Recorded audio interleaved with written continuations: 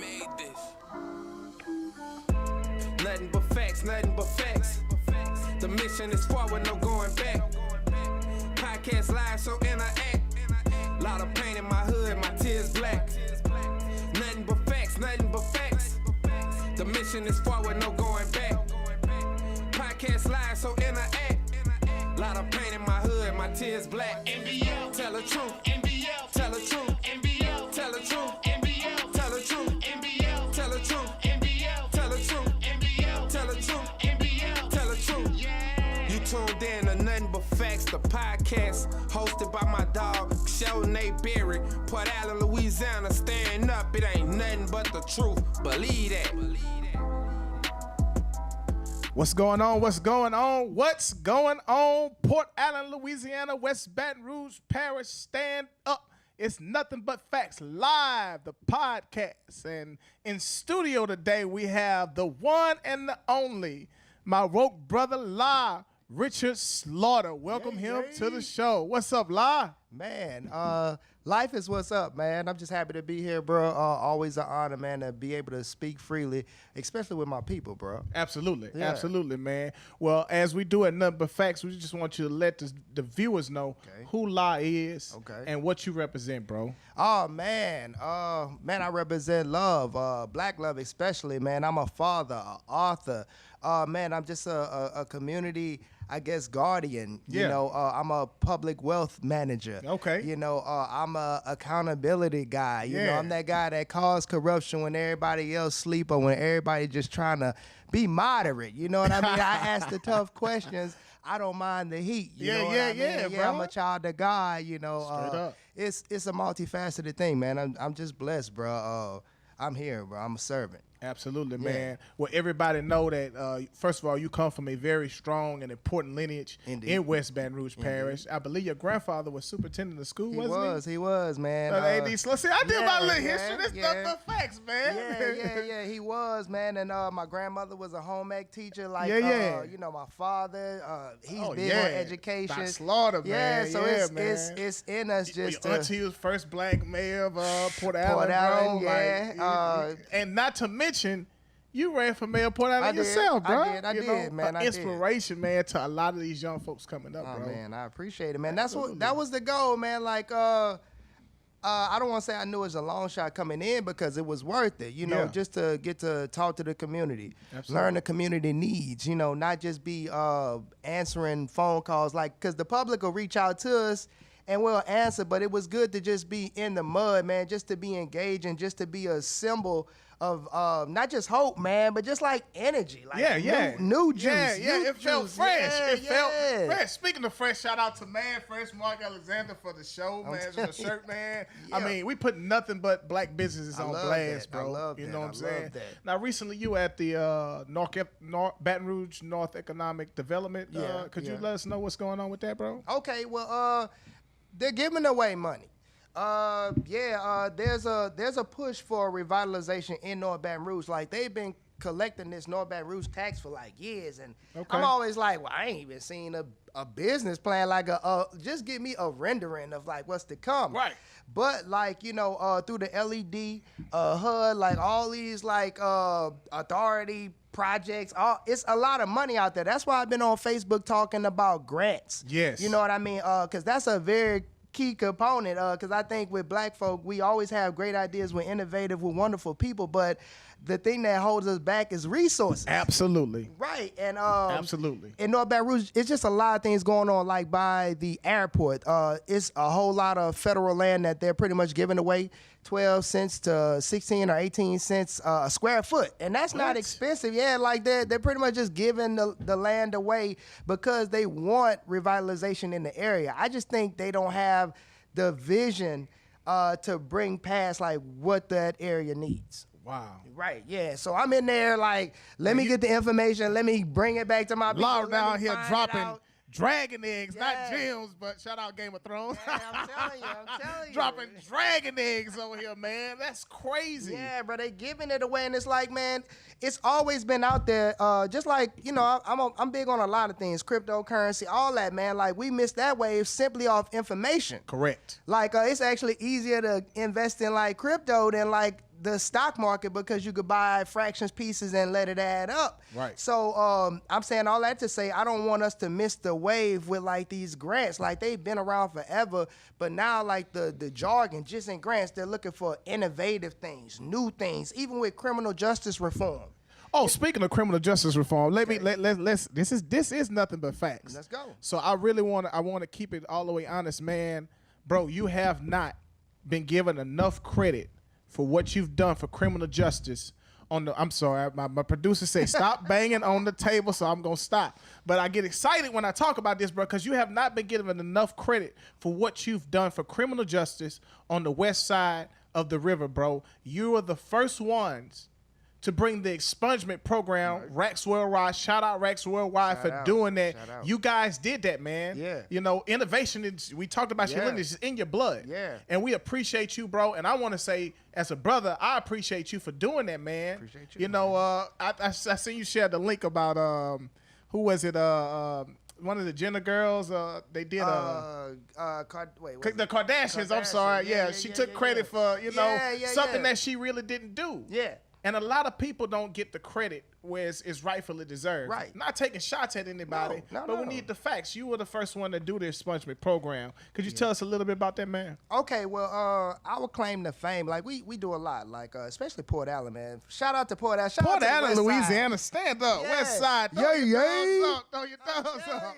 I'm telling you, like, man, it's just a beautiful place, untapped market, and man, like the biggest thing holding us back has always been like a criminal record, like, and it just seems so common sense, so simple solution to just address that. Right. You know what I'm saying? Why not address like the root of the cause and not just, you know, the symptoms? We always try to take care of like the little outside things, but the expungement event, basically we bring out lawyers to help you get on the good foot. Right. Like, and it's not just about criminal records. Like, they'll talk to you about anything, you Right. know, injury, succession, whatever. But like criminal records, everybody knows somebody with a criminal record. And like, we've been doing these events for years. You can still call Racks Worldwide. You can go to racksworldwide.org/xblock. Check it out. It's a portal. It's just information, like straight up information, how much it costs, what the money breakdown is, if you're even eligible. You know what I'm saying? Because if you can clear your name, or if you don't have to check that box that you have a record or whatever, right. That's that next level. That's that level up. And we level up. I know it's up there because we catching up and we started like way behind. Absolutely, Yeah, absolutely. it's If we up. had the knowledge that, you know, we have it now, Right. back when we needed it the most, Right. we'll be far ahead, bro. Right, but we'll be far ahead, man. it was kept from us. Absolutely. And I get it, but now it's no excuse though. It really is no excuse. It really is no excuse. Yeah. It really is. And speaking of the box, check the box. I really think they need a ban the box referendum if they don't want to put it on the ballot. We need to ban the box. Yeah. Not just in Louisiana, but across the whole United States, because that's politically and strategically being used to keep a lot of African Americans, and you know, African Americans aren't the only one that have a criminal record. Yeah. But we disproportionately are the majority Yeah. of the ones who receive the backlash from that. So we need to ban the box here and there. And that's why I think that expungement program is so necessary, bro. It's major. Let me just put things into perspective. Like a couple years ago, man, it really wasn't being talked about, but I knew it was big when I saw it on Empire. Right. You know, I saw Taraji Henson talking about expunges criminal justice reform. I got to scratching my head because after every event, we write letters to the president. We write letters to the representatives, the judges, all that, to let them know what we found out. How many people are affected? How many people got this demographic? This, and that. And like, man, people reach back. So we've been getting calls from LA, Philly, North Carolina, Texas, Georgia, like for years. So I know deep down, like we had something to do with like the resurgence of looking into expunges, because that's not like we didn't invent it, right. But like we just brought the flashy, the cool, the like the hip to it. Like we brought like the whole little wave to that like look into this. Right. Like they ran a whole scoop billboard, Elizabeth Vowell from WFB, like she ran down everything. Like you can't get a student loan. Right. You can't even do for yourself. Then they don't want you to vote either. So it's like, man, you really don't have any human rights just with a record, just with a mistake, Right. and it doesn't go away. That's the thing. It never falls off. You literally have to get it taken care of. Yeah. Yeah, and if you don't, then you're at the mercy of, whomever the business owner may be. They may work Absolutely. with you. They may not. They most times don't. Because you're not an asset, you're a liability now. Exactly, because, it depends on what you got your record for. You know, Right. if you're Yeah, that's stealing, true. then, nobody going to want to have whatever. So, I guess the silver lining of everything is if you want to, just in the meantime, bypass that, I always suggest people look into entrepreneurship. Absolutely. There we go. You're hitting it on the head, They can't bro. take that from you. Yes. That's simple as, profits and losses, Correct. sales and expenses. You That's know what it. I mean? That's it. That's It's it. really that simple. We just did Lemonade Day. We got to do that every week. Like, Yeah. not Yeah. every year. Facts. Because I'm talking about, I saw people selling out, but Yeah. they had different kind of lemonade pouches. Then they were selling everything. Yeah. Man, I swear to God, no lie. I was on Sherwood, man, and I seen someone selling weed off of lemonade. Shout out to the person who was selling weed out the lemonade stand. You did it. I'm telling you, if you'd have had some toupee weed, I would have got some from you. Man. Bro, it's innovative. Hey, We as a people have always Yeah. been innovative. Always. And we're going to take advantage of something like yeah, that, I man. mean, bro, but that's the thing. It's That's like capitalism, right? But it's capitalism, and it's like we power the whole thing, yet we don't have any equity in it. Right. And that's just my problem because we got Operative word, equity. equity, yeah, ownership. You know, Correct. if you like Steph Curry, like Lord, I would try to stay away from that, but Steph Curry. I bring up Steph Curry.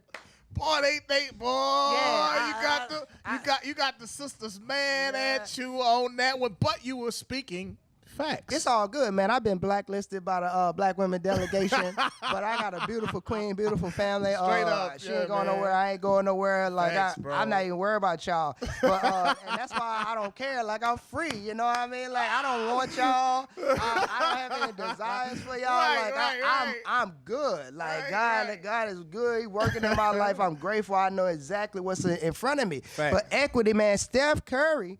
Like LeBron James, Nike paid him a lot. Yeah. But Steph Curry actually got equity in Under Armour. What? Yeah, check that out.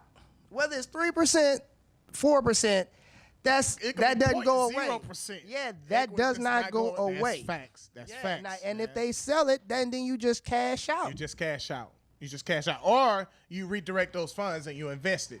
But it's your money to do what Right. you need to do with it. Right. Set your kids up. Right. And Right. And I posted something on the Aisha Curry. We're gonna try to stay off that topic because in the black community, they act like black women and black men have to be homogenous and think one way. Right. We're not. We think totally different. Right. We have differences of opinions, and what I don't understand is that we get on social media and we beat each other up over having a difference of opinion. Right. If you say one thing wrong that's going against what the majority think, they will drag you down the street. They will. And it makes no sense. They will. This is what kept us in slavery so long. Right. I'll say it again. This is really what kept us in slavery so long because we cannot agree to disagree respectfully. Right now, this is that Kanye West choice slavery we into now. Not I don't know. Right. But this now we getting into the phase where it's becoming a choice because we're literally hindering ourselves. Like our conflict resolution game is like shot. It's trash. It's whack. Like we cannot get along. We killing each other over crumbs. I'm not even with violence, but at least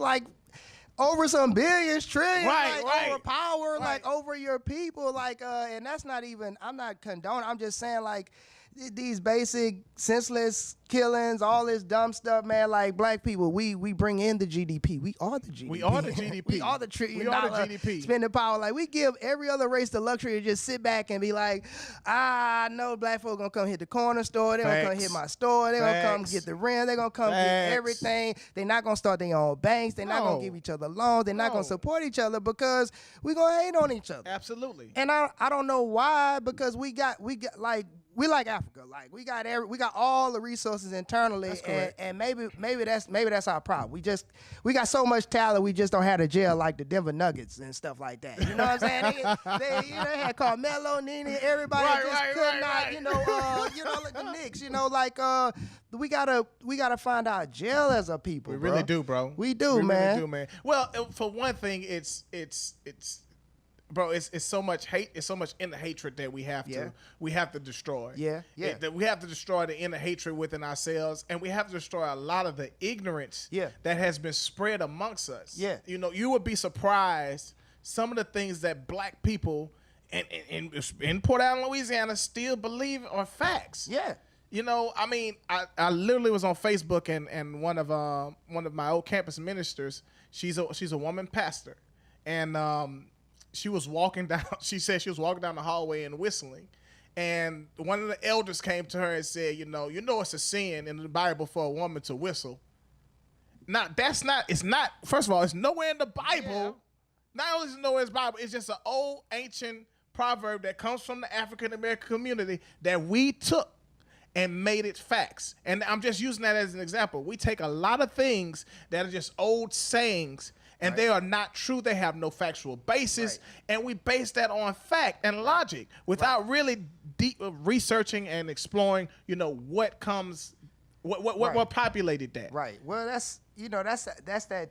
I guess that's that trust thing. We don't trust each other, but we trust like everything else is validation for us. Like, not each other, but everything else. And man, I don't know, bro. I saw cats sell their vote when I was running for mayor. They wanted chicken and 6-packs. Like, wait. Yeah, this is a true story. Go here. True story. Wait a minute. You mean to tell me that we had politicians who are probably in office? I'm not gonna get the name calling, but we had politicians who are probably in office that were buying votes, and Negroes were actually being bought out. Well, let's put it like this. When I was interacting with people, man, it was simple, man. Look, buy me a 6-pack of some chicken, and you got my vote. Because they're used to that. Right. And I'm even now, I ain't trying to call nobody out. I ride down, I think it's 14th Street, and I see a big sign for somebody, like a white guy running for, I'm not even trying to acknowledge him, because we go, Elliot Dogan, you know what I'm saying, parish president, anywho. Straight up. But I'm like, why drop is that gym in there. You know what I'm saying? Why is that even in the, right there? It's just it's an oddity. It's wild, but that's our community. You know what I'm saying? We elevating all these things that aren't us. And when you talk about just a lack of knowledge, bro, I'm trying not to get upset. Like my mom, man, I love my mom. She from the West Side. She just finding out about Black Wall Street.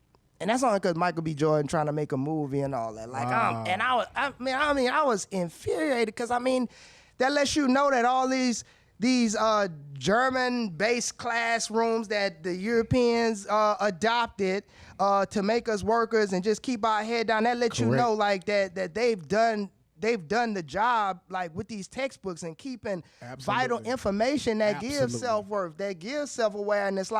When I found out that we had Black Wall Street, and this is just maybe 5 years ago. Right. I'm about to be 35, so it's I done went through all my life just not even knowing that we have greatness in team settings. Everything we do in teams, we dominate. Absolutely. Sports. Absolutely.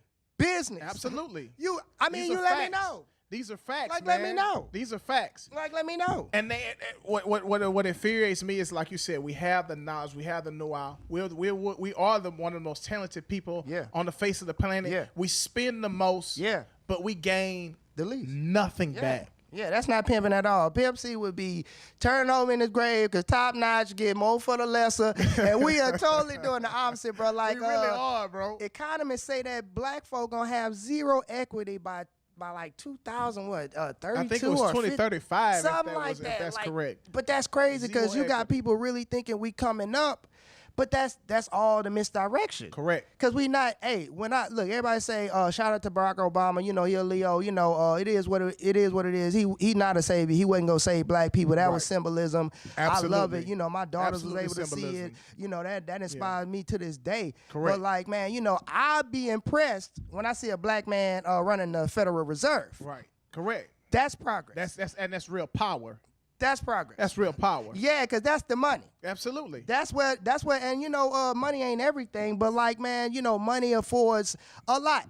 And if you understand how money works, we would be able to do it. Like, we'd change everything. I wish. I mean, I remember I thought all Arabs were terrorists post 9/11. I admit that. I did. That's how the narrative gets pushed out there. That was a propaganda machine Fear-mongering, that was pushed. Media. And we got a president right now that uses fear-mongering. He uses separation. And I hate to say it's the Democrats bite every time. What Trump is going to, and I'm going to say is what Trump is, I'm afraid, is going to win on his second election is that I have a strong economy. Because let me tell you, racist white folk don't care nothing about one thing except that money. Now, when you start to hit them in the pocket, they have a problem with you. And bigger than that, if you start to educate people on, listen, and they can say what they want about Farrakhan, but every year he does it. Save your money for Christmas. Stop spending and put money in them. And he said it. The reason why they killed Dr. King is not because he marched.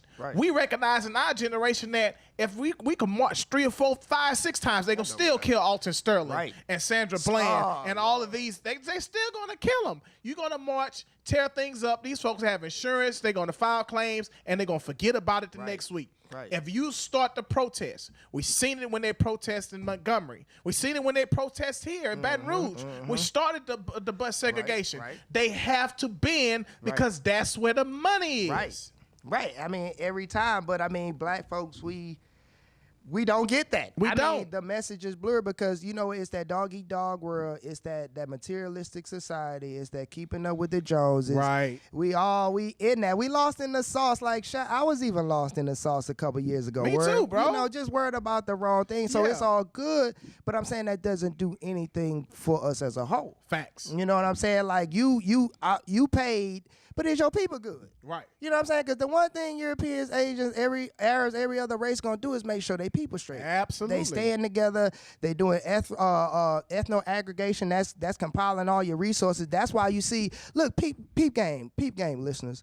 All these realty companies you see, they are practicing group economics. These are people getting together and buying things up. They are doing things as a business. Krispy Kreme just got bought out by some German venture capital firm. Like, that's why the recipe changes. You just got to watch how things change hands. But if you pay attention, man, if you put your money up in a group setting, that's less liability. That gives you more actual capital to make choices from. It just behooves us to start working together, bro. Like it's getting old to just be separate, like broken apart. Like it's about enough just with our women, bro. I'm gonna say it, man, because it bothers me. I talk about it all the time because I feel like we stronger together. Like I'm nothing without my queen. Like I'm nothing. Like she does this. She did like this easy.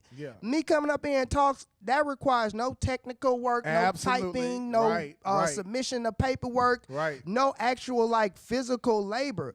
She does like all that, don't ever get no camera time, no nothing. And I know that's why we're stronger. Like my children see that. They come out and clean up the community. Like it's a group effort. It's teamwork. And I'm just about that. And like for us to be just all kind of ways and into all kind of things, believing all kind of madness, all in investing in depreciating assets. Yeah.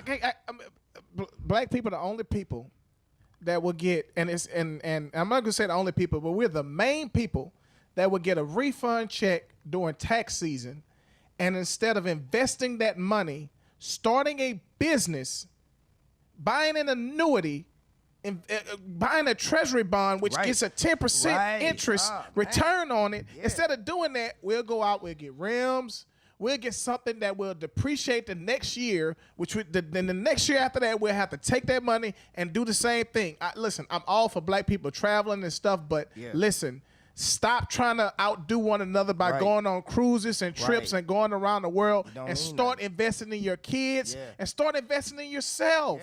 Take that money, and if you really want to flip that money, Do it the legal way. Holla at me. I'm finna get my security license. Hey. I will show you how to invest I'm it. telling you. And make money on top of money because wealth is power. Right, it is. And it's two things that we're gonna use to change the community, bro. And that's through the ballot and through the buck. Yeah, agree. Those two things, and without those two things, they could care what we could get on here, we could yell, tell, we're blue in the face. Right. And they'll let us do that. Right. But the minute we start to take ground from them through the ballot, and that's why I think that you running for mayor as one of the youngest African-American males to run for mayor in our history was so symbolic and important, because once we start to show them that, hey, first of all, we're a majority of the city. Right. And we're united, and we have a lot of young people that with a lot of education that are coming up, getting ready to take over. You have a threat. Right. We have a lot of young African American males, and I love to see more African American females running for public office in Port Allen. And they in there. Shout out to Sharika Grace on the school board. Yeah. She was on the show earlier, man. Yeah. But the more people we get to run, we not just run, but we run with an agenda to actually change. You just said it though. See, we don't make no demands. Now let's talk. We try to negotiate with the politician when they already in office. Correct. We have no leverage. We don't. The leverage comes from before. Look, if you want to get in here, you're gonna have to do this, and that. But black people, we don't even know what we want though. Correct. At least collectively, like I'm sure we got some ideas as to what would benefit us, but we don't have any what do you call it? We don't have any type of togetherness in thought. Right. Like if you were to ask, there's no unity. Right. Like if you were to ask 10 black people, what do they think would help black people? It's gonna probably be all over the place. Correct. And I just, and it comes from like a lack of foundation. It does. I try not to be hard on us, bro, because like if we talking about nothing but fact, right? I do try not to be hard on us because we don't have no foundation. Facts. We were brought over here against our will, stripped of everything, identity, all that. Culture, religion, everything. And we with different other races don't get it because it's like, man, at least y'all got each other. Like at least y'all got yourself. Like at worst case scenario, y'all got y'all values. Y'all know who y'all are. Right. We're learning who we are. Like I'm learning who I am every day. After 30, you know what I'm saying? Right. I feel conned. Yes. I feel like I'm relearning. Like that's a con. Like that messes with the brain. Like we've been like a part of a whole different type of psychological warfare. Absolutely. And like, man, and people just try to shrug it off. And I get it. You know what I mean? That's why I talk about black love. It's important because like we need one another. Yes. Ain't nobody gonna save us but us. Correct. You know what I mean? And when I say no foundation, like most races could send money back. Nobody thinks about that. I've been talking about currency exchanges. Man, I Uber and Lyft a lot, man. I learn a lot. Man, these cats get to send their money back and live like kings when they go home. Absolutely. A lot of people doing cybersecurity. Black people get into cybersecurity, network security. Please get certified. You can make your own hours, travel the world. Cybersecurity. Speaking of cybersecurity, the Grambling State University has, I'll say that again for somebody who missed that. The Grambling State University has the first cybersecurity degree program in the state. Smart. Not LSU. Shout out. They got Rick Gallo. I mess with Dr. Rick, Gallo. who is a Southern University Law Center alum. Yeah. Shout out, but he did his undergrad at Grambling. He is a Southern University Law Center alum. We love Rick Gallo. He got vision. He does. And he the person to get it done because you don't hear about nothing crazy. I'm sure everybody whatever, but I know his son Trey, Trey good people, he just a good guy. He a good guy because he get it done. People got a lot of respect for him. I could see him getting. And he was a former state representative. Yeah, which is important because he knows how the money flows. Exactly. Especially in the UL system. That's what Southern doesn't get. Like I talk about Southern, I can talk about Southern. Go ahead. I will talk about Southern. I love Southern. I love I from the yard, from the I love Southern too, man. I love Southern too. Every day, but like doing Bayou Classic, but you know how that goes. But the vision is not there. The pettiness is there. Like I'm just talking about the leadership, not the students, the people that's ultimately affected. It looks the same. I'm bothered. It looks the same. And we talk about state representatives like Mary Landrieu, people like that used to come by the crib. You know what I mean? Yeah. The fiscal people. That's why the money was getting dumped into Southern. Like when Pops was up there, like I saw the play coming. Yeah. Wasn't nothing happening in Championship Square. Like I was like, Pops, man, hip hop coming up. We probably need music programs. He the one got Jim Bernhardt up in there pumping knowledge. You know, like Pops know. Like it's like it would behoove you to keep somebody in there who, first of all, is a money man. My pops is like a money man, and it's like he understands how to get it in there, get things done. You got to have vision. Right. And Southern, man, no place to dip, no place to chill. You know, shout out to Southern Grind Cafe, and it's sad. We just getting a coffee shop, but you know, like there's no social interaction in that area. Right. You know what I mean? So that's just my little beef, man. I said I was gonna come up here and put it all out there, bro. Absolutely, like, man. I'm trying to challenge people to get it done, because right now we don't have any. I don't know too many solid politicians. Half the ones I help don't even return my call. Half the ones I help only come out to things that benefit them. You know what I mean? They got one guy, man, and I don't want to talk about him, but he co-signed the Blue Lives bill. Now he co-signing the gerrymandering in Baton Rouge over St. George. Like, and man. Speaking of St. George, that's what I was talking about. If we were intelligent and strategic, right? We would be paying attention to what they're doing in St. George. You have some white folk here in Baton Rouge that can't stand each other. Right. But one thing they're united against is that we know we are the wearing away majority. And that's a term coined by Roland Martin. Shout out Roland.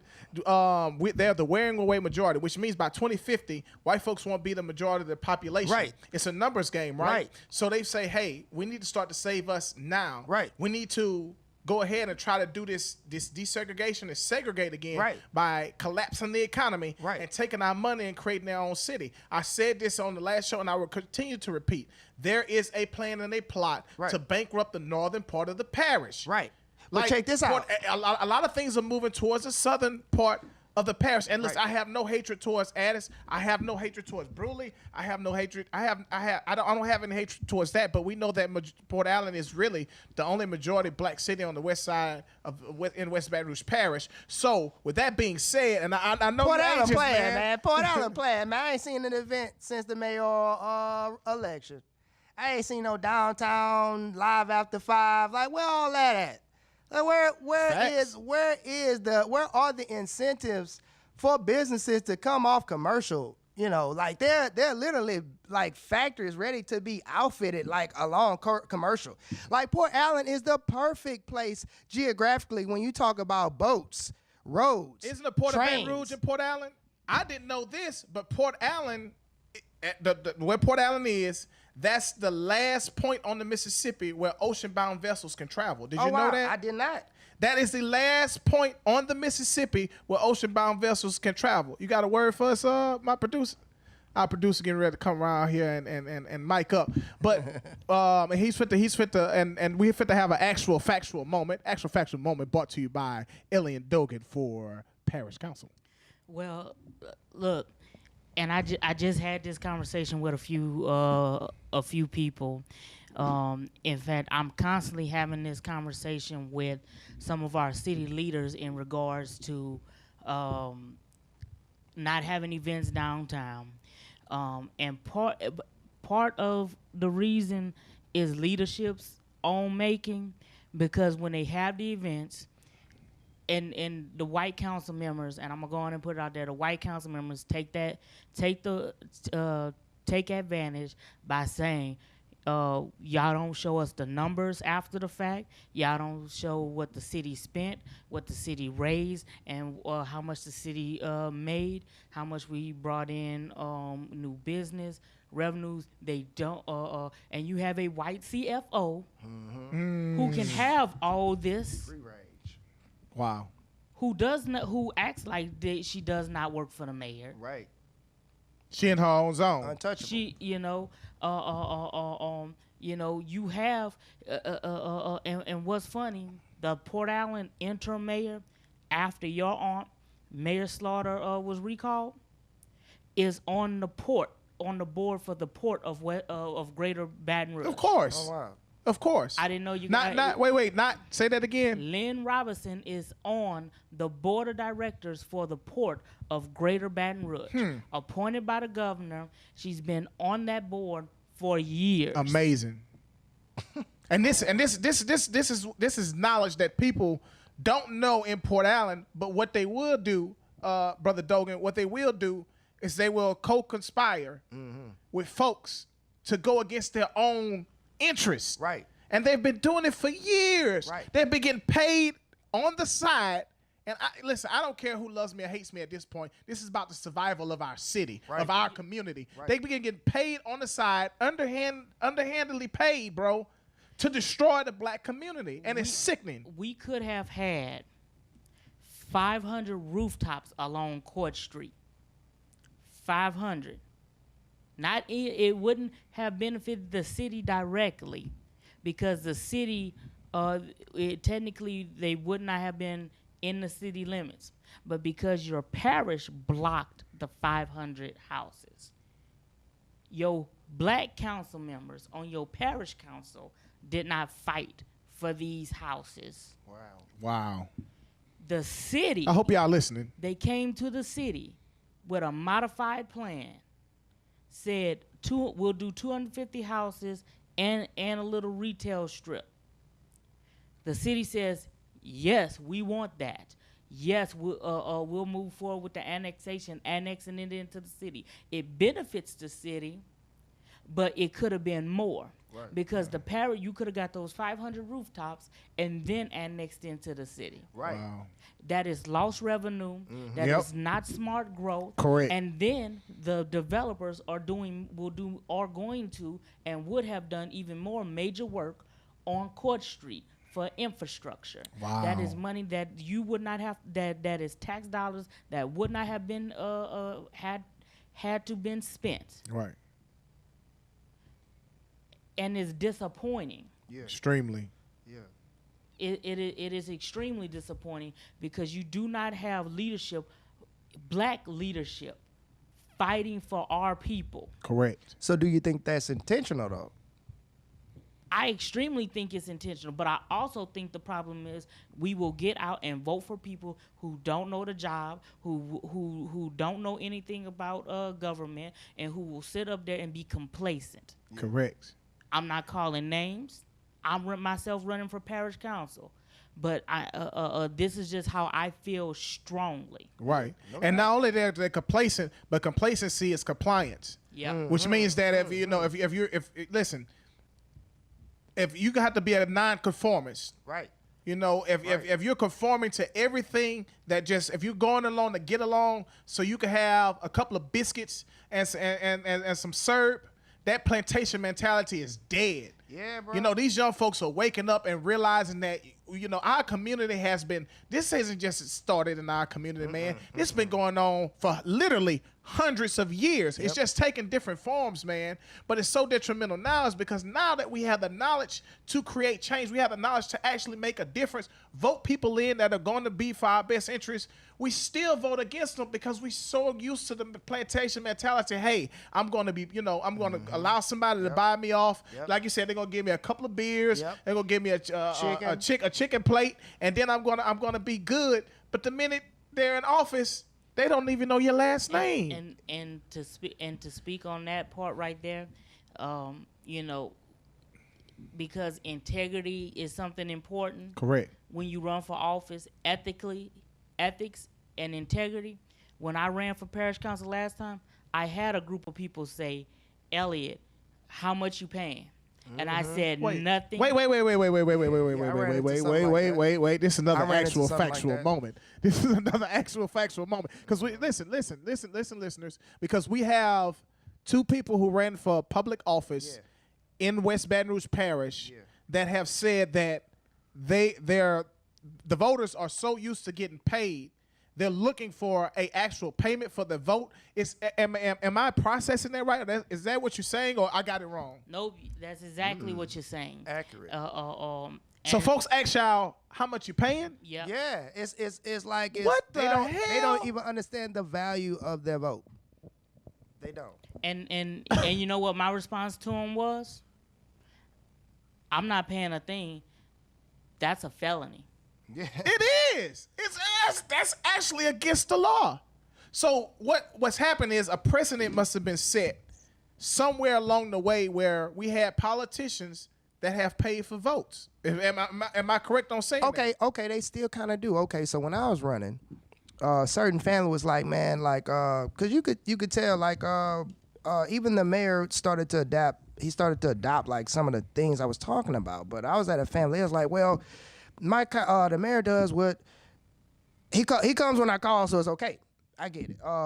He makes sure my contract is okay, so we got to make sure it's straight. So it's like, man, in preserving your contract, your little city contract, the rest of the city could pretty much go to hell. That's pretty much how I see it, like, because it wasn't that, it's not that Port Allen is moving forward, which is evident. So I'm not just throwing shade. Right. I get calls every day asking if I'm a run again, and it's like, why? You know, I really do want to see Port Allen do really well, because if you look at Addis and Bruley, walk-ons, they just Moving got a up. Starbucks. Yeah. Lit pizza coming out there. Yeah. That means that the houses are there. Yep. The land is for sale if you're interested. Like all the land along like Highway 1 is for sale, dog. That means that it is coming. Like the plant expansion, everything. Like, man. And it's strategic. At Addis and Bruley, they get it. Yeah, they do. They get it. They really understand. They really get what's coming down. Not Port Allen, though. That's correct. And I don't get it because we sit in between LSU Southern. I mean, we are like the perfect place, like the shortest distance to have houses. Everything. We should be capitalizing on, and eventually the state's going to have to do something about the horrible traffic plan that someone didn't have a vision 40 years. The Department when Katrina hit. I mean, the Department of Transportation Developed they did a trash job on that. But we really should be capitalizing on the traffic, the amount of traffic that comes through Port Allen. Port Allen could be a thriving city, bro. But ain't nothing to do. So on that, I'm gonna take a moment to plug my boy Ralston Phillips, over with Sun Plus and Bubba Phillips and the Boyer Plantation and all them. They had a setback some years ago when the recession and stuff came through, but basically Port Allen, they're working on our very own Perkins Row. Like, that's to me, that's a big deal. Okay. I get that, but that's what I suggested when I ran, was mixed residential retail, like right by the Walmart. Well, that had already, it technically had been in the works since about 2008. Right. Well, but a little bit before 2008, because I got on the Planning and Zoning Commission a little bit after they passed the T&D ordinance. Right. Because that's a mixed use development. Where is this going to be located? Around the Walmart area. All that area around Walmart. Smart. And that's by the way, we have a lot of people that live in Port Allen that don't actually recognize that is that the unincorporated area, or is that the corporate area of Port Allen? Well, technically that is incorporated into Port Allen. Okay, so it's patch areas. Yep. It's patch development areas owned by the Phillip family that was incorporated, just like the 200 houses down on Court Street. Correct.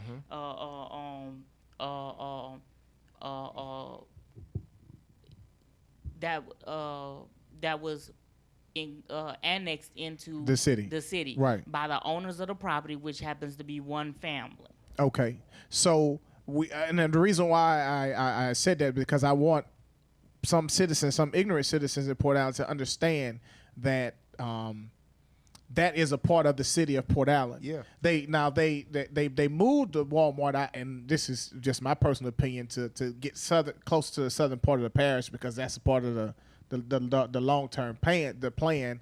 And I know there may be some technical stuff that I may not be necessarily correct on with that, but that's still the city of Port Allen. Right. That still is in, those folks still vote for the mayor. They still vote for the Port Allen City Council. Right. They still have a say in what goes on in the city of Port Allen. Am I correct about that, Brother Dogan? You say that one more time. The folks that stay on the other side of the Intercoastal Canal around Walmart, they still have a vote in the mayoral election. They still have a vote in city council elections. They don't. Actually incorrect. It's nothing but facts. I take it. Yeah.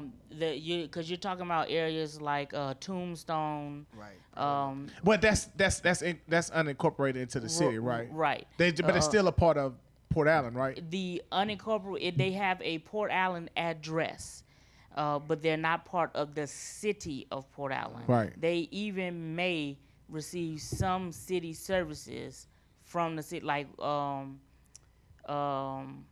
Stick Alley receives some services from the city because it's a simpler process for them to tie into the city system than a little bit further out and tie into the parish's services. Gotcha.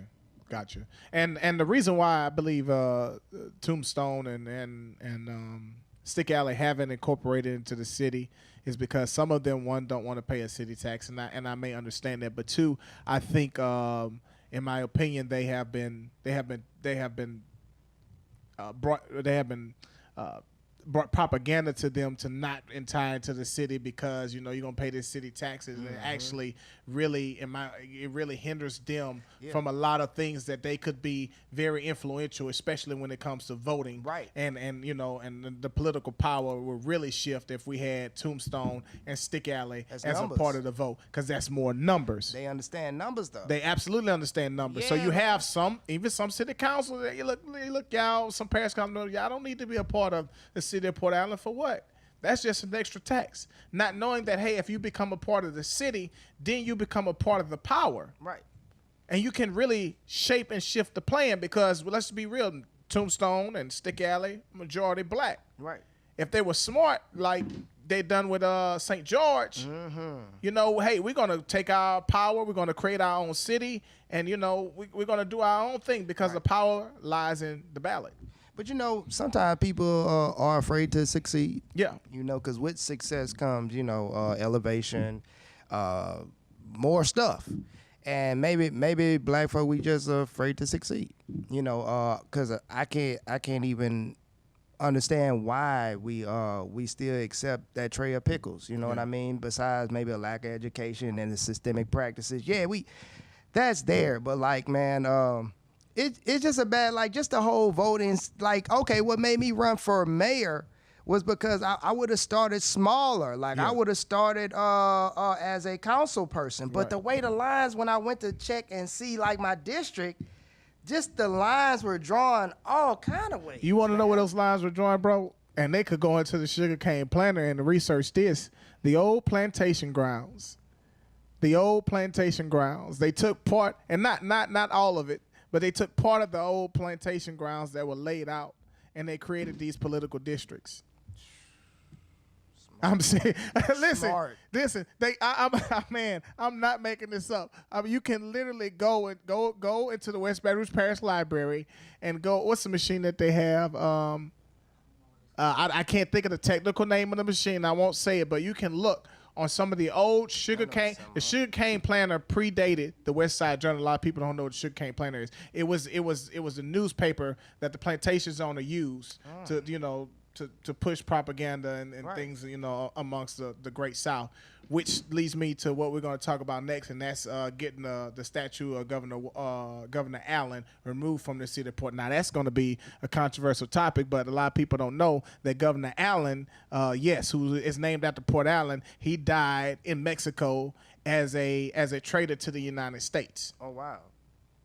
Those are historical facts. He fled. He was the last Confederate governor of the state of Louisiana. His body is buried at the old state capitol. And my suggestion would be to move that statue from in front of the West Baton Rouge Parish Courthouse, where black folks have to come out and constantly sing after going through the halls of justice. They have to see the last great slave owner on the west side of Baton Rouge. In West Baton Rouge, they have to see the last great slave owner of the Confederate South. I think that even though we are named after Governor Henry Walker Allen, he fled to Mexico and he didn't pledge allegiance back to the United States. So why do we have a Mexican statue of a Mexican citizen on in the grounds of Port Allen. Now I know I'm going to receive some flack from that, and I can care less. But if they could take a statue of Gandhi down in Africa for some of his racist views, then we could take the statue of Governor Allen down in Port Allen, and that's going to be upcoming. I believe that it's time to put a statue up of somebody like Viola Dogan, or it was Cersei, or somebody who's much more deserving of justice and civil rights in the city than Governor Walker Allen. The Daughters of the Confederacy actually helped fund get that statue being built, and that statue wasn't built after the Civil War. It was built in the 20s when the Confederate battle flag was being I'm losing my thought. Anyway, it was a part of them bringing that Confederate South back. Yeah. And and bringing that racial terror back during that time. Go ahead, bro. Well, and you gotta also look. Not only are we faced with seeing that as people coming out of our Hall of Justice, but it's right next to our Hall of Learning. Yes. Our library. Correct. There's a big window right next to the children's section. Right. I used to play around that statue. Right next door is our Hall of Government. That's right. Where our parish council makes laws affecting our entire parish. Right. That statue is almost immediately behind the council chairman's seat. Wow.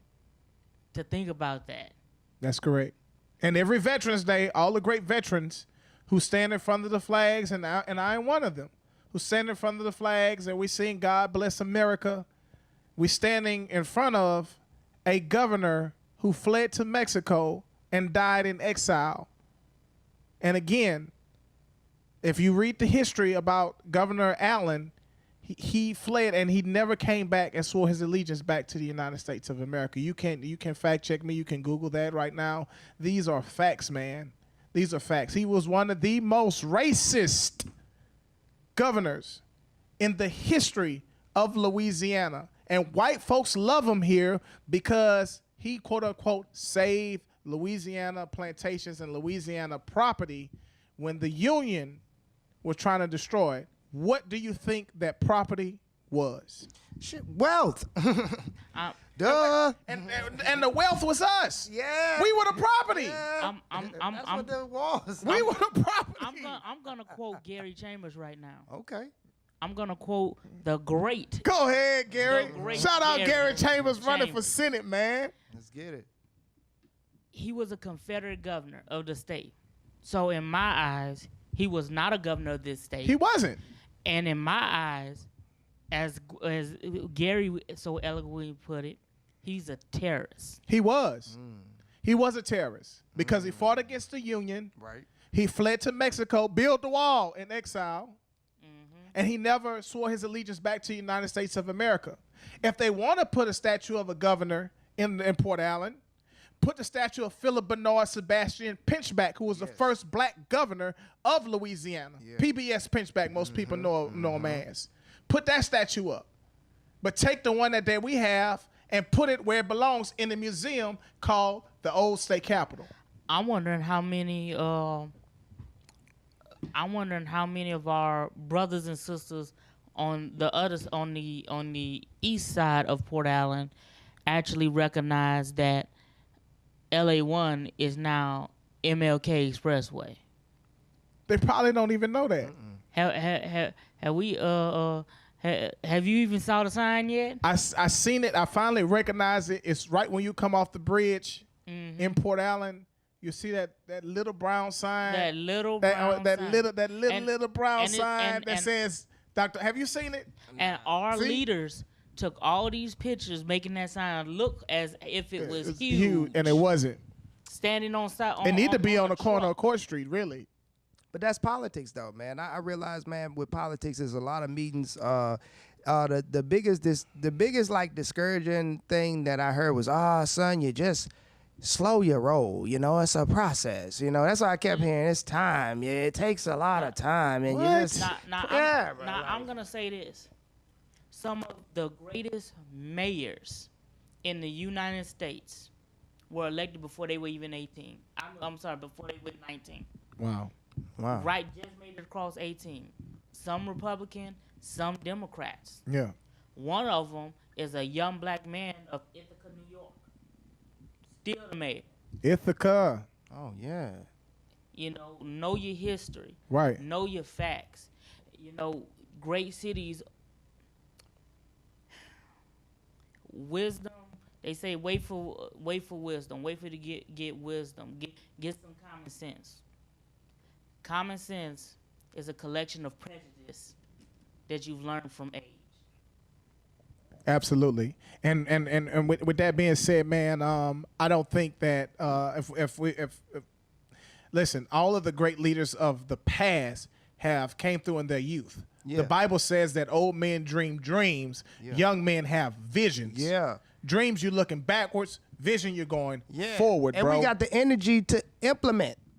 Absolutely. I think that's the key. And it's not a disrespect to our elders, but we want you guys to sit back and rest on the greatness that you've built. Hey, look, how long can you play football? How long can you play basketball? It's like shelf life and stuff like that. Like even ideas, it should be term limits. It should be like a shelf life on that because how do you evolve? I mean, how can like rich people really relate? Correct. You know what I mean? Like we have to get a real representation in office at all times. But once again, we not invested because we got our head down. We got 2 jobs. We trying to survive. I get it. Yeah. But we gotta come up and give a damn at one point. Absolutely. That's what it Absolutely, come down man. to. So with that being said, man, I have to ask this. Several people have told me to ask you this, bro. Are you going to run for office again? I mean, listen, bro, we need people who understand not just our people, bro, but have a vision going forward. Are you going to run for office again? Maybe not in the mayoral capacity, but in a different level of government. And I'm sure you're gonna try to redirect that question. But nah, it's let's talk about it. I like to go big, so I'm sure you'll see me in the future. But the people gotta show me, bro. Like I don't know, bro. Like if y'all want to show me, like all that talking. I'm an action guy. Facts. All that talking, that just let me know your brain at where your heart at. That's your action. Yeah. So if y'all want to see like people like me and me get in there, like let's go. Like come on, let's get prepared before the election. Like correct. Let's start getting the pack together. Let's start like actually competing because I don't want to just be out here spinning my wheels. Like I'm gonna do the work. Don't worry about it. Like Racks Worldwide, we still gonna be doing what we do. We still gonna be doing expungement events. We working on disaster preparedness right now. We still gonna be in cleaning that up the cemeteries. everything. Trying to erase our history through that, man. Man, and I caught the 3rd degree from that from W.T. Winfield. He's a joke, man, but that's black folk, man. These are the people that they still have pushing like community ambassador programs. They crusty, no real tap on the street, no real energy to do that. Correct. And like, man, you got to look, if you're wise, older people, y'all need to use your soldiers. Young people, we're soldiers. We're ready. We're energetic. We're more conscientious than ever. It's like, man, put us to work or we're going to end up working in the wrong direction. Straight up. Bro, in my opinion, I believe the reason why God took Moses, it wasn't because of his anger. It was because Moses was old. Yeah. And Moses, at the end of the day, was an Egyptian. Yeah. You understand what I'm saying? Moses was an Egyptian. He was designated to do exactly what he was designated to do, was to lead the people out. Yeah. Not forward into Jordan. Right. Joshua had to come. Right. Because Moses still had that Egyptian type mentality. I'm going to get some theological slack from that. And that's okay, but it's always a struggle to have the older generation say, well, we did it this way, we did. Marching was fine in the 60s because it was a symbol of unity that went out across. Listen, that's dead now. Yeah, it is. That's dead now. We love y'all and we appreciate that. Yeah. But this is a whole new generation. You have a whole new group of youth. You need a whole new mentality. Right. Y'all, please respectfully retire, sit down, give advice to those who want to run, but turn it over. Yeah. Eventually, someone's going to be sitting in these seats doing exactly what we're doing. Right. And we'll do the greatest disjustice to the next generation if we don't just start to prepare them now. Right. What happened to the civil rights movement, everybody, what happened? The jokers in the past did not prepare this generation. Nope. Just and working. I don't care who gets mad at that. They didn't. I agree. They were so, and listen, they had a lot on their chest. They were fighting real, upfront, ugly racism. Mm-hmm. They were fighting a lot. They were trying to keep their families together. Right. They were losing their jobs. They were getting lynched, and I understand that. But at some point, we have to say, hey, little bro, this is what we did, but do it your way. Right. When Doga gets in office, I really pray that, some people do give him advice older.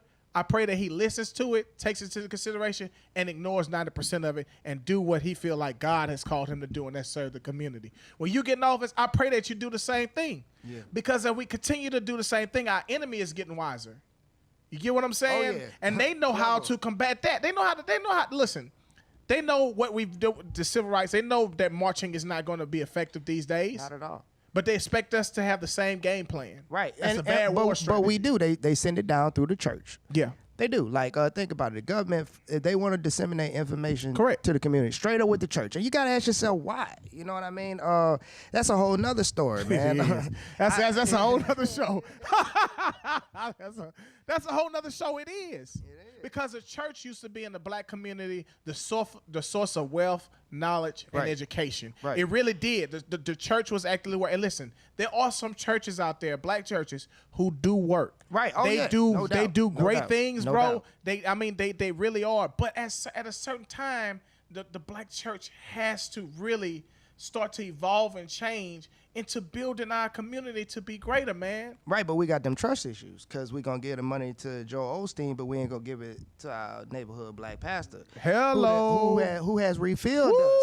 Who has, I know my pastor. Oh, my God. I know some people going to hate that. Good Lord, that's true. It's the truth. I mean, every day, a Curry, validation outside of the core. Right. And we're the core. And I just get tired of us running everywhere else but to us for our salvation, for our liberty. You know what I mean? Like, the power is in us, man. Like, we can say it over and over, just like marching. Marching is ineffective because the short-term thinking is short-term. It has no long-term effect because we're not going to fight it. We're going to end up needing to go back to work. White folk know they going to wait it out. Yeah. They know we got to go back to work because we don't own no businesses. We don't have no equity. We don't have no power to sit up there to establish a leverage that will allow us to wait it out. Like Alton Sterling, man, I went to so many meetings, like 2 years straight, and all they came out, they rolled out a little small program that they put into the Leo S. Butler Center, like that nobody gonna know about, that nobody gonna use, but they got all the photo ops, all that. Right. And it's like, man, black people, we gotta, man, look, back in the G, man, they used to, and I'm not saying we need to beat up our politicians, but you gotta hold them accountable, man. Right. We gotta go knock on some doors. We gotta let them know, look, that we're looking. That's why I ran too. Like, hey, Mayor Lee, like, I know you don't feel like you got to come to these community things and speak on your ideas because you're just a for sure end. But I just want you to know that I'm here. Right. I'm here. I'm always looking in, and you just may lose next time. Right.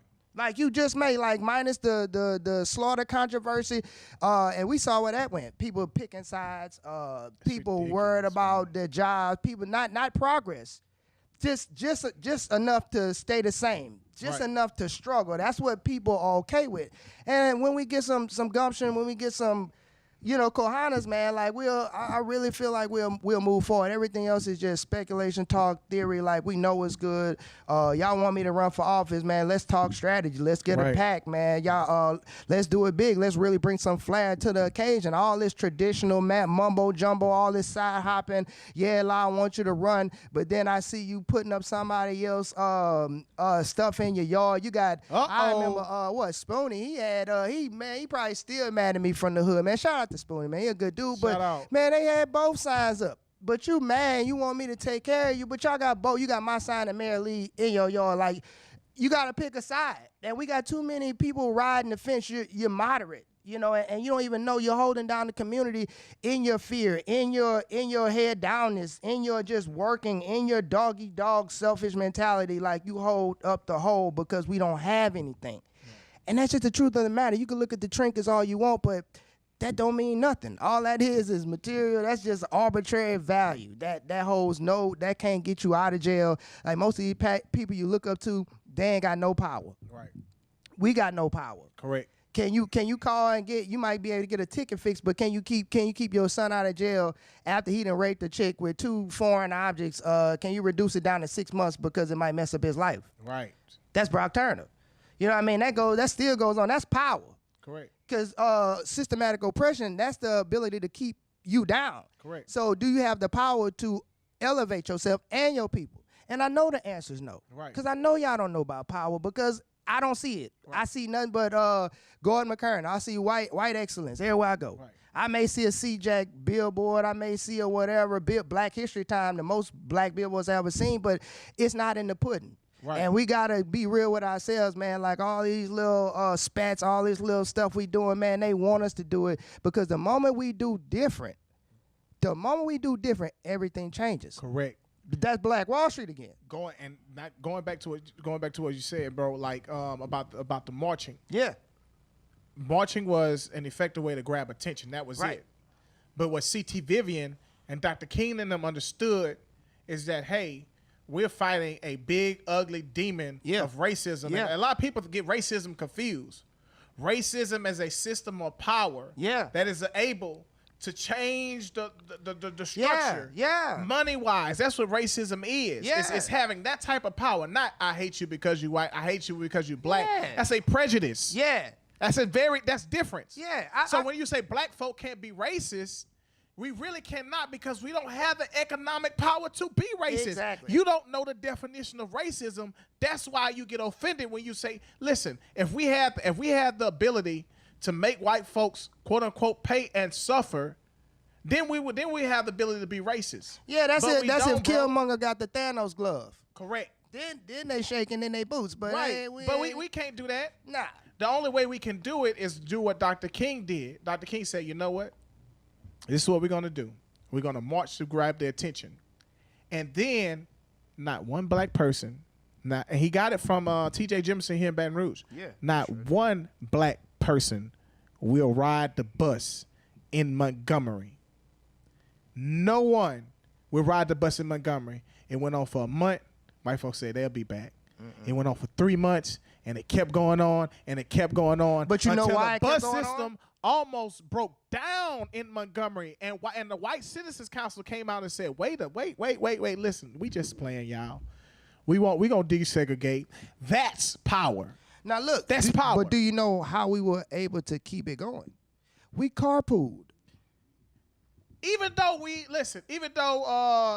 Edna Jean may have hated Susie Q, we still knew that it was a greater good. It's a greater good, bro. Listen, we still gonna have issues in the black community. Right. That ain't going nowhere. Well, that ain't going nowhere. Some families gonna hate some families, and I understand that. But strategically, as a whole, if we can put aside these petty differences, bro, and say, hey, we have a common goal, and it wasn't all black, but it was all blacks and some whites who understood that this isn't right. Yeah. That joined the cause. Yeah. Then we can do some stuff, bro. Yeah, because I mean, I really feel like, man, maybe 85% of white people don't have a problem with black people. I agree. But they don't really matter. Because they're not the ones that make the That decisions. is true. Exactly. They don't have the power. They don't. Because they're confused too. Right. They're confused. When George Wallace was running for governor in Alabama, and we were running a little bit over time, and I already told Doe, and this probably gonna be a 2-hour show, so it's all good. Listen, when George Wallace was running for governor of Alabama, he went to the black folks and he went to the white folks. He was, black people, and believe it or not, he was a friend to the blacks before he got on this segregationist kick. Right. But he realized that the black vote at that time was the big block. Mm-hmm. He needed the white segregationist South as his backing, right? He would say, what? And he went to poor white people. He said, how can I win your vote? And these were exact words that he repeated when he had this big repentance of coming to Jesus about his racist views. He said, as long as I feel like I'm better than the Negro down the street, as long as we know we're doing better than them, then everything will be okay. They had an ignorance, and I think a lot of whites had an ignorance that they were actually better than us when some of them were equal to us or even worse, bro. Right. Poor whites really don't understand that you're in the same barrel with us. You hate it in essence. Not listen. We of course we're further along down the barrel. Yeah, we fourth class. But they really don't. They hate us. But they really in an economic position. Yeah. They just a light switch away from poverty too. Yeah. But so you have some rich white elites. They have pulled the wool over their eyes and said, "Hey, you're better than them because you're white." Right. And we're gonna give you some privilege. Right. You get pulled over, we ain't gonna shoot you. Right. You get a ticket, we'll get you out because you're still us at the end of the day. Right. But you're not necessarily. But that's necessarily us, and that's security. Absolutely. And and they listen. They use it to their advantage. They weaponize police like crazy now. Like it's crazy. Like Becky, it's like they understand. Like white folk, they try to act like they're in the same boat, but they understand the difference. Right. They do, man. You could tell. I interact with so many people, man. Like some don't care, some are integrated, but for the most part, they're not trying to be us, and they know they're not trying to be us. Like everybody wants to be like us because we're cool. Be like us, not us. That's the operative word. Like, 'cause we're cool. We everything about us is awesome. Our women, our whatever, appendages, everything, like all the stereotypes. We are wonderful. But it's like, man, at the end of the day, man, it doesn't mean anything because we still fourth-class citizens. We're underneath, like, pets and Mexicans. Like, 1 out of 3 black men are gonna likely, like, 1 out of 3 black men are, like, going to jail, as opposed to 1 out of 17. Right. When it's more white folk in America. That's crazy, though. When you think about, like, we had to do the numbers to write these grants. Right. Like, it's a lot for the same crimes. Yeah, and some just in pretrial. So some have not even went before a judge to sit in jail because it's all a system. Man, I could break down so much to you. Angola, they teach, they give all the skills to people that's going to be in jail like 10 years. They don't give skills to you if you're going to come out and make some of yourself. You see what I'm saying? Like, people are not looking in because we trying to survive maybe. Facts. But I'm just asking y'all to do more than survive these days. Like, let's thrive. Let's thrive. Yes, we can. Good word, bro. We really can. Like, what's stopping you? Nothing. What? PayPal, Square, anything. Like, you could set up Cash App. Anything. Like, it's no reason why we can't get this money together. There's no reason why we can't take over. You know what I mean? The narrative is blurred, but it's Google out there, YouTube. It's shows like this. You know what I'm saying? The info is out here, bro. We gotta thrive, bro. We really do, bro. We really do, man. And bro, and for the life of me, man. We really need and we got to pay some bills, so we're gonna bring DJ Mike Jones on here in a second. But man, we really, bro, we really have to push black people to get educated to vote. The thing that drives me, and listen, brothers, I understand my vote don't count. It ain't gonna change anything. Wow. But listen, I'm just one person. Listen, they done the numbers on it for years and years and years. If they could get just a couple of you all to think that in each precinct, in each city, in each parish, in each county, across each state in the nation, then your vote won't count. Right. Because not only are you thinking that foolishness, everybody is starting to think that. That's crazy. And ignorance spreads like wildfire. That's crazy. And I see a lot of people I'm arguing on Facebook. What are y'all voting for? You are giving the enemy free advertisement to push his propaganda. Right. It's crazy. And that's a vote for the enemy. That is a vote for them. Yeah. When you say I'm not gonna go and vote, or it doesn't make sense to vote because they just gonna do what they want to do, you are a number that they actually count. Right. And take account for. Yeah. And say, hey, we good on that end, or we got another one out. We got another one out. And they only need a small majority of you all out to actually affect it, to actually affect the change, bro. Yeah. Especially when it comes to power, man. Yeah, bro. They study us. They study us, man. They have the numbers on it. Yeah, they understand what we gonna do before we gonna do it. I got a friend of mine, man, white guy. Shout out to Kevin Langley, man. They break down stuff to the psychology. They know what your baby gonna do when they think about business moves. Yes. Like, it's serious, and you just gotta understand what we're up against, and you gotta understand that we're still up against things. Like, people think that everything all good. Barack Obama was president. White supremacy is dead. And it's like, nah, it's just been revamped. It's just been Correct. cloaked, disguised. Just like American Gods, man, you got to reinvent. Absolutely. It's just being reinvented. Yes, it's reinvented. That's it. It is reinvented. And it's prevalent as hell today because they got a lot of ignorant folks thinking everything okay, and they got a lot of stuff still the same. And I'm like, that's evidence. That's the proof in the pudding. Ain't nothing changed. Like, ain't nothing changed about Port Allen. Nothing changed. Cool, y'all. Yeah, it's top, whatever. But infrastructure still look like the 1940s. Let's keep it real. That's it. When you come into Port Allen, it's nothing to look at but the baseball field, maybe. I mean, but it's a wonderful place, but it's full of stagnation. It's full of people that don't hold people accountable. I mean, one councilwoman we finally got the vote because me running for mayor, that was kind of like sacrifice bunker. We wanted to get Carrie in too. Right. Carrie go hard. Shout out to Carrie, shout out to Brandon Brown. Brandon been in the mud. Like they really, I like them. They do work. Right. We got the 3-2 vote. Right. I'm thinking, and then you got people that don't even vote when Right. it come time. So it's like we got that to worry about too. Correct. So you just gotta be courageous, man. Like Right. don't leave us to the wolves, cause man, in your scariness, in your small thinking, in your fear, you're really putting all of us at risk. You really are. And it's not just my family, but your family, everybody's future. family. And that's why it's important that these young people who are running for office, like Brother Dogan, Brother Douglas, all these people, of course, we're gonna fact check them and make sure that they stand on the principles that they're gonna actually serve the people who they're electing. But two, it's important that we all unite and come together and put our support behind them. Right. Put that partisan bull crap to the side, man, and let's come together and support these people. Right. We need the black vote. We need white people who understand that racism is systemic. Yeah. We need everybody that we possibly can to actually change the community for the better good. Man, brother, it's been a pleasure. But before I let you go, man, I want to give you this opportunity to give out any shout outs, bro. Tell us what's coming on with Wax Worldwide. Okay. And then after that, we're going to bring out DJ Hoop, Mike Jones on the ones and twos. He's going to mix us out. And then, let's see, we got a word from our producer today.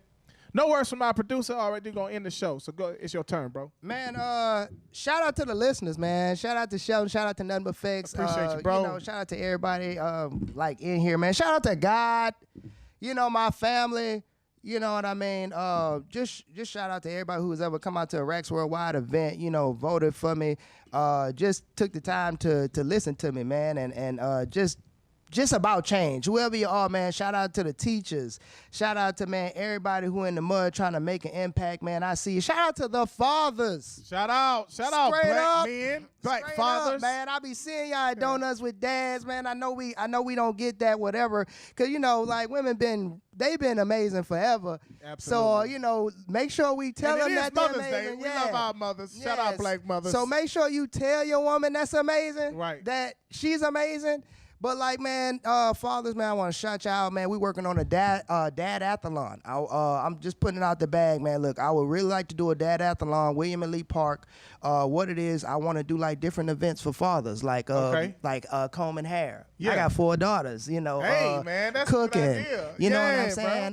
Balling, but that's gonna be fun because foot massages, back massages, like a lot of women.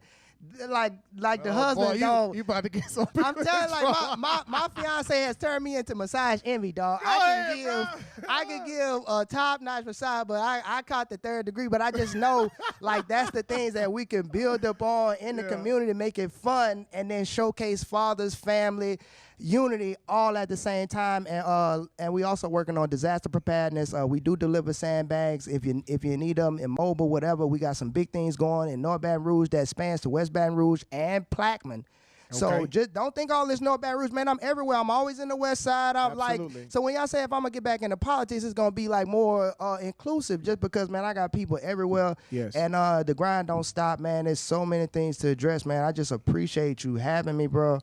I appreciate it. First of all, I appreciate you, man, for being the man you are. Again, you standing on the shoulders of giants. I believe that the legacy that your forefathers have planted is going to be a beautiful thing, bro.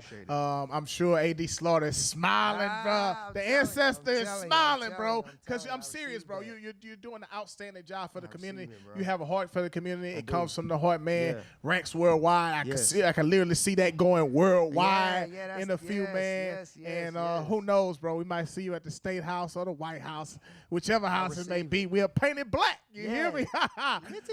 But man, I appreciate brother La Slaughter in the building, man. Shout out to you. My producer's gonna get on me if I don't plug the website. We have we have a new website up. It's called mbfla.com. That's mbfla.com. We're going to be selling different things on there to support this podcast. By the way, if you want to make a donation to Nothing But Facts, and very soon you're going to be able to go on the website and make a donation. Nice. We don't listen. This podcast is brought to you by the funds of Elliot and Shelton. I'm just being real, like you know, it takes money to operate this thing, and we're basically trying to bring the truth to the people. So we're doing this out of the kindness of our heart. If you have opportunity, please go on PayPal, send us a donation. Any donation, great or small, I promise you it's going to go to the good of spreading the word. No one's getting rich off of this. We're just trying to get the word out about the facts of what's going on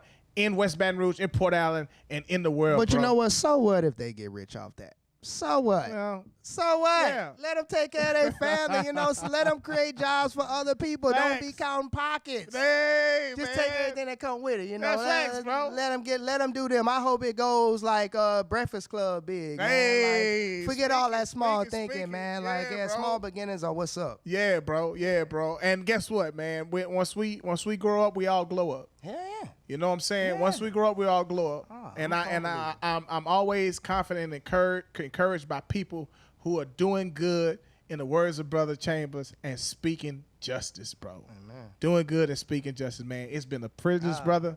God Bless you, man. I love my brother, man. He always too, puts man. on for his people, man. I pray that God protects him, because in this day and age, knowledge is a threat. Yeah.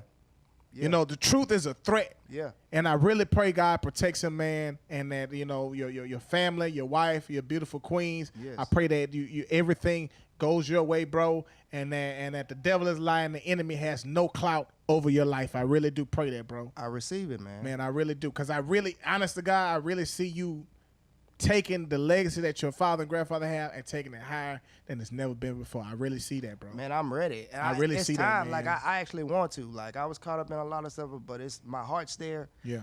My spirituality's there. Like, the sport's there. Like, I'm ready, but I actually want to do good. Like, I'm detached from. You destined for it. Yeah, like, it's all over you, man. Let's get it. I'm excited. It's all over you. Word from my producer, then DJ Hoop, Mike Jones on the ones and twos. Once again, we appreciate you guys for tuning in to Nothing But the Facts with Showtime Shelton Berry. Tune in next week for another phenomenal show. Same place, same time. And we'll toss it over to DJ Who, Mike Jones. Let's go, Mike.